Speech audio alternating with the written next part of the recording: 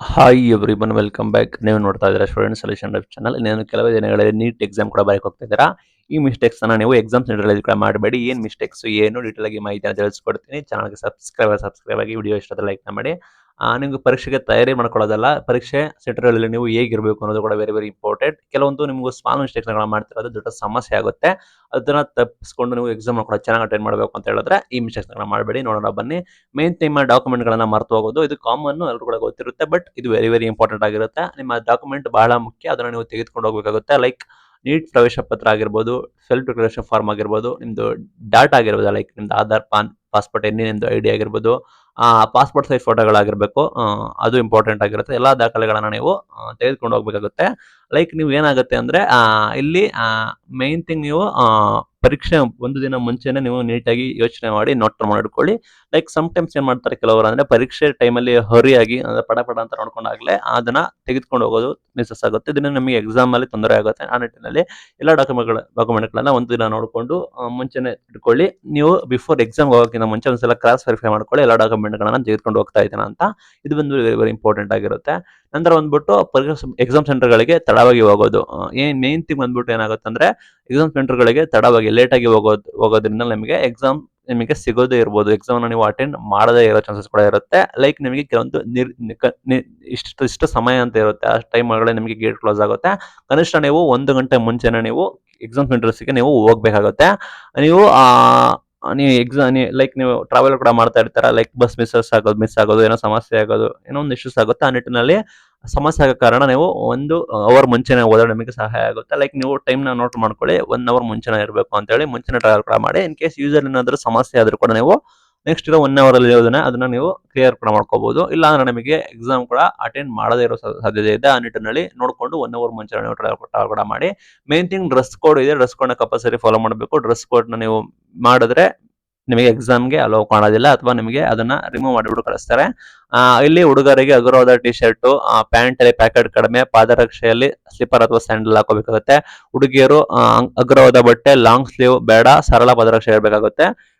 ಯಾವುದೇ ಇದು ಗ್ಯಾಪ್ ನೋಡ್ಕೊಳ್ಳಿ, ಇದು very very important. Dress code ಅನ್ನೋದು ವೆರಿ ವೆರಿ ಮ್ಯಾಟರ್ ಆಗುತ್ತೆ, ಅದು ಇಂಪಾರ್ಟೆಂಟ್. ಇಲ್ಲಿ ಯಾವುದೇ ಅಕ್ಸೆಸರಿ, ಗಡಿಯಾರ ಯಾವುದು ಕೂಡ ತರುವಂತಿಲ್ಲ, ಇದು ಇಂಪಾರ್ಟೆಂಟ್. ಇದನ್ನ ನೋಡಿಕೊಂಡು ನೀವು ಮ್ಯಾನೇಜ್ ಮಾಡ್ಕೊಂಡು ಹೋಗಿ, ಇದು ವೆರಿ ವೆರಿ ಇಂಪಾರ್ಟೆಂಟ್ ಆಗಿರುತ್ತೆ. ಮೇನ್ ಥಿಂಗ್ ಕೆಲವೊಂದು ನಿರ್ಬಂಧಿತ ವಸ್ತುಗಳು ಕೂಡ ಇದಾವೆ, ಅದನ್ನ ನೀವು ತರುವಂಗಿಲ್ಲ. ಅದು ಕೂಡ ಗೊತ್ತಿದೆ ಅನ್ಕೋತೀನಿ. Mobile phone, smart watch, calculator not allowed ಇದೆ. ಅಂಡ್ ಯಾವುದೇ ಕಾಗದಗಳು, ಪುಸ್ತಕಗಳು ಕೂಡ ಅಲೋ ಇಲ್ಲ ನಿಮಗೆ. ಇನ್ನು ಮೇನ್ ಥಿಂಗ್ ಫುಡ್ ಐಟಮ್ಗಳು, ಜ್ಯೂಸ್ ಬಾಟಲ್ ಕೂಡ ಅಲೋ ಇಲ್ಲ ನಿಮಗೆ. ಇಲ್ಲಿ ಲಿಖಿತ ಸಾಧನಗಳು ಕೂಡ ಯಾವುದು ಅಲೋ ಇಲ್ಲ ನಿಮಗೆ. ಪೆನ್ ಮಾತ್ರ ನೀವು ಎಕ್ಸಾಮ್ ಸೆಂಟರ್ ಅಲೋ ಇದೆ, ಪೆನ್ ಮಾತ್ರ ನೀವು ಬಳಸಬೇಕಾಗುತ್ತೆ. ಇದು ಗೊತ್ತಿದ್ದು ಕಾಮನ್, ಇದು ಯಾವುದೇ ರೀತಿ ಅಲೋ ಮಾಡೋದಿಲ್ಲ ಅಂತ ಇದೆ. ಇನ್ನು ಮೇನ್ ಮಿಸ್ಟೇಕ್ ಏನ್ ಮಾಡ್ತಾರೆ ಅಂದ್ರೆ ವಿದ್ಯಾರ್ಥಿಗಳು ಸ್ಟ್ರೆಸ್ ಇಂದ, ಒತ್ತಡದಿಂದ, ಆತಂಕದಿಂದ, ಭಯದಿಂದ ಪ್ರಶ್ನೆಗಳಿಗೆ ಆನ್ಸರ್ ಕೂಡ ಮಾಡ್ತಾರೆ. ಇದನ್ನ ಮಾಡಬೇಡಿ. ನೀವು ಮೇನ್ ಥಿಂಗ್ ಏನ್ ಮಾಡಿ ಅಂದ್ರೆ ನೀವು ಪ್ರಶ್ನೆಗಳನ್ನ ಸರಿಯಾಗಿ ನೀಟಾಗಿ ಓದಿ, ನಿಮ್ಮ ಆಯ್ಕೆಗಳನ್ನ ನೋಡಿ, ಆಯ್ಕೆಗಳನ್ನ ವಿಶ್ಲೇಷಣೆ ಕೂಡ ಮಾಡಿ. Time management very very important. ನಿಮ್ಮ ಟೈಮ್ ನ ಚೆನ್ನಾಗಿ ಮೇಂಟೆನೆನ್ಸ್ ಮಾಡಿ. ಇಲ್ಲಿ ನಿಮಗೆ ಯಾವುದು ನಿಮಗೆ ಗೊತ್ತಿರೋ ಮತ್ತು ಈಸಿ ಕ್ವಶನ್ ಪೇಪರ್ ಗಳನ್ನ ನೀವು ಆನ್ಸರ್ ಮಾಡಿ. ಲೈಕ್ ನಿಮಗೆ ಯಾವ್ದು ಗೊತ್ತಿದೆ ಈಸಿ ಕ್ವಶನ್ ಪೇಪರ್ ಗಳನ್ನ ನೀವು ಬೇಗ ಆನ್ಸರ್ ಕೂಡ ಮಾಡಿ.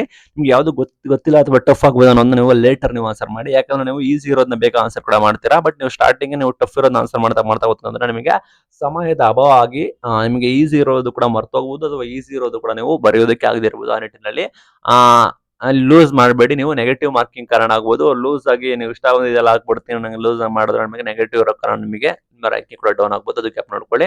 ಮೈನ್ ಥಿಂಗ್ ಇಲ್ಲಿ ನಡವಳಿಕೆ ವೆರಿ ಇಂಪಾರ್ಟೆಂಟ್. ನಿಮಗೆ ಕಡ್ಡಾಯ ನಿಯಮಗಳು ಕೂಡ ಇರ್ತವೆ. ಅಲ್ಲಿ ನಿಮಗೆ ಆಲ್ ಟಿಕೆಟ್ ಅಲ್ಲಿ ಕೂಡ ಹಿಂದಿ ಮೆನ್ಷನ್ ಕೂಡ ಮಾಡಿರ್ತಾರೆ, ನೋಡಬಹುದು.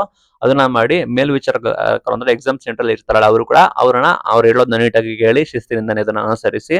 ಯಾವುದೇ ಮಾಲ್ ಪ್ರಾಡಕ್ಟ್ಸ್ ಮಾಡೋದು, ಸ್ಕ್ಯಾಮ್ ಮಾಡಿದ್ರೆ ನಿಮಗೆ ಬ್ಯಾನ್ ಕೂಡ ಮಾಡ್ತಾರೆ. ನಿಮಗೆ ಮುಂದಿನ ಭವಿಷ್ಯ ಕೂಡ ನಿಮಗೆ ಇದು ತೊಂದರೆ ಆಗುತ್ತೆ. ಮೈನ್ ಥಿಂಗ್ ನಿಮಗೆ ಮೇನ್ ಮಿಸ್ಟೇಕ್ಸ್ ಏನ್ ಮಾಡ್ತಾರೆ ಅಂದ್ರೆ ಪರೀಕ್ಷಾ ಕೇಂದ್ರಗಳಲ್ಲಿ ವಿದ್ಯಾರ್ಥಿಗಳು ಆತಂಕವಾಗಿರ್ತಾರೆ, ಭಯವಾಗಿರ್ತಾರೆ. ಮನಸ್ಸನ್ನು ಶಾಂತವಾಗಿರಿ, ನೀವು ಕೂಲ್ ಆಗಿರ್ಬೇಕಾಗುತ್ತೆ, ಪೀಸ್ ಆಗಿರ್ಬೇಕಾಗುತ್ತೆ. ನಿಮ್ಮ ಸಿದ್ಧತೆ ಮೇಲೆ ವಿಶ್ವಾಸ ಇರಲಿ. ನಿಮಗೆ ಟ್ಯಾಲೆಂಟ್, ನಿಮ್ಮ ಹಾರ್ಡ್ ವರ್ಕ್, ನೀವು ಏನು ಓದಿದ್ರೆ ಅದ್ರ ಮೇಲೆ ನಿಮಗೆ ವಿಶ್ವಾಸವನ್ನು ಇಟ್ಕೋಬೇಕಾಗುತ್ತೆ. ಅದು ವೆರಿ ವೆರಿ ಇಂಪಾರ್ಟೆಂಟ್ ಆಗಿರುತ್ತೆ. ನಂತರ ನೀವು ಎಕ್ಸಾಮ್ಗಿಂತ ಮುಂಚೆ ಕೆಲವರು ಏನ್ ಮಾಡ್ತಾರೆ ಅಂದ್ರೆ ರಾತ್ರಿ ಬೆಳಗ್ಗೆ ಓದ್ಬಿಟ್ಟು ಹೋಗ್ತಾರೆ. ಅಲ್ಲಿ ಎಕ್ಸಾಮ್ ಸೆಂಟರ್ ಅಲ್ಲಿ ಕೂಡ ಸುಸ್ತಾಗೋದಾಗಿರ್ಬೋದು, ನಿದ್ದೆ ಬರೋದಾಗಿರ್ಬೋದು, ಇಶ್ಯೂಸ್ ಆಗುತ್ತೆ. ಮೇನ್ ಥಿಂಗ್ ಪರೀಕ್ಷೆಗೆ ಮುಂಚೆ ಒಳ್ಳೆ ವಿಶ್ರಾಂತಿ ಪಡೆದುಕೊಂಡು ನೀವು ಒಳ್ಳೆ ಚೆನ್ನಾಗಿ ನಿದ್ದೆ ಮಾಡ್ಕೊಂಡು ಹೋದ್ರೆ ನಿಮಗೆ ಕೂಲ್ ಆಗಿ ನೀವು ಎಕ್ಸಾಮ್ ಕೂಡ ಬರೀಬಹುದು. ನಿಮ್ಮ ಭವಿಷ್ಯದ ಹೆಜ್ಜೆ ಇಲ್ಲಿಂದ ಆರಂಭವಾಗುತ್ತೆ. ಯಾವ ತಪ್ಪುಗಳನ್ನು ಕೂಡ ಮಾಡಬೇಡಿ. ಆತ್ಮವಿಶ್ವಾಸದಿಂದ ಪರೀಕ್ಷೆ ಬರೆಸಿ. ನಿಮ್ಮ ಪ್ರಯತ್ನ ಫಲವಾಗುತ್ತೆ ಅಂತ ಹೇಳಕ್ಕೆ ಇಷ್ಟಪಡ್ತೀನಿ. ಈ ಕಾಮನ್ ಮಿಸ್ಟೇಕ್ಸ್ ಯಾರು ಕೂಡ ಮಾಡಬೇಡಿ. ಎಲ್ಲ ವಿದ್ಯಾರ್ಥಿಗಳಿಗೆ all the best. Thank you for watching till end. Thank you.